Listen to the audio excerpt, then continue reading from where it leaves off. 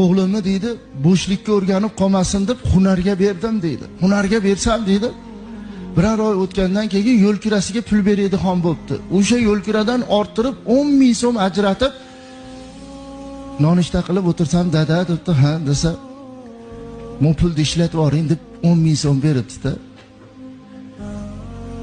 Qo'limdan pochka chiqib ketgan pul, qo'limga pochka kirgan, korobka pul, zavodlar, firm, fabrikalarim bor deydi.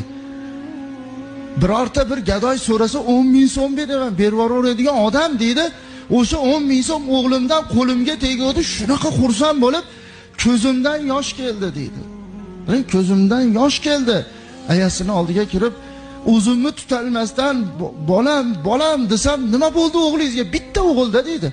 "Nima bo'ldi o'g'lingizga? Nima bo'ldi?" desa, "Yo'q, hech narsa bo'lgan. Nimaga yig'layapsiz bo'lmasam?" desa, ayasi, "O'g'lingizni qilgan ishini qarang.